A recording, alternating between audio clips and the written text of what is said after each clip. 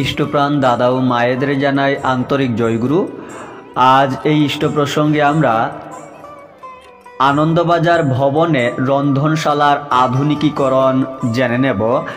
বর্তমানে দেওঘর ধামে রন্ধনশালায় কি কি আধুনিকীকরণ করা হয়েছে বিস্তারিত জেনে নেব। আশ্রম সংবাদে আলোচনা পত্রিকায় তা প্রকাশিত হয়েছিল। কবে প্রকাশিত হয়েছিল ভিডিওর শেষ দিকে আমরা জেনে নেব। এবারে জেনে নেব আনন্দবাজার ভবনে রন্ধনশালার আধুনিকীকরণ। আশ্রমে ভক্ত সমাগম ক্রমবর্ধমান। কবে কতজন ভক্ত সমাগম হবে সঠিক তথ্য প্রায়ই অজানা থেকে যায়। স্বল্প সময়ে স্বল্প ব্যয়ে স্বাস্থ্যসম্মত উপায়ে অধিক সংখ্যক ভক্ত দর্শনার্থীর জন্য রান্নার ব্যবস্থা রাখার প্রয়োজন হয়ে থাকে।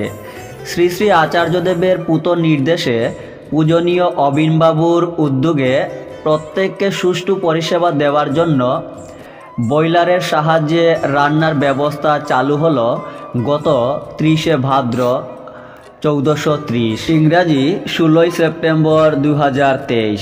দুটি বয়লার বসানো হয়েছে। একটি ঘন্টায় 2000 লিটার জলকে বাষ্পীকৃত করতে পারে, অপরটি ঘন্টায় 1000 লিটার জলকে বাষ্পীকৃত করতে পারে।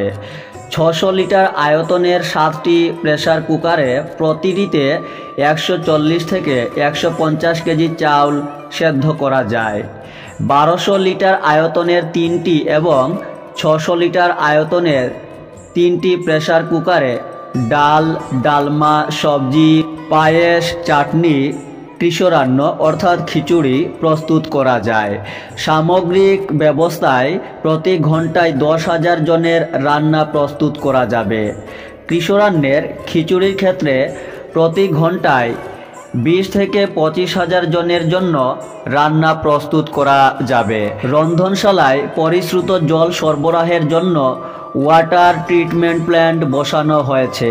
এই প্ল্যান্ট প্রতি ঘন্টায় 4000 লিটার সফট ওয়াটার মৃদু জল এবং 1000 লিটার ডিমিনারেলাইজড ওয়াটার সরবরাহ করছে। সফট ওয়াটার রান্নায় এবং ডিমিনারেলাইজড ওয়াটার বয়লারে ব্যবহৃত হচ্ছে। রন্ধন কার্যে শক্তি ও সময় সংক্ষিপ্ত করতে সৌরচালিত 500 লিটারের 10টি ওয়াটার হিটার ব্যবহৃত হচ্ছে।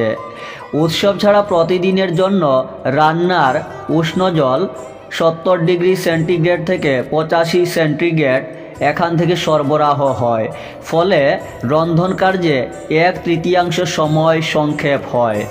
আনন্দবাজারে 30,000 লিটার পরিত্যক্ত জল, চাল ধোয়া, সবজি ধোয়া, হাত মুখ ধোয়া, বাসন ধোয়া জলসমূহ বায়ো ইটিপি প্ল্যান্টের মাধ্যমে পরিশ্রুত করে আশ্রমের বাগানগুলিতে ড্রিপ ইরিগেশন পদ্ধতিতে সেচের ব্যবস্থা হচ্ছে। কৃপা সিন্ধু রক্ষিত সংবাদদাতা এই তথ্যগুলি লিখেছিলেন আলোচনা পত্রিকায়। কার্তিক মাসের আলোচনা পত্রিকায় তা প্রকাশিত হয়েছিল। আপনারাও শেয়ার করতে পারেন। জয় গুরু।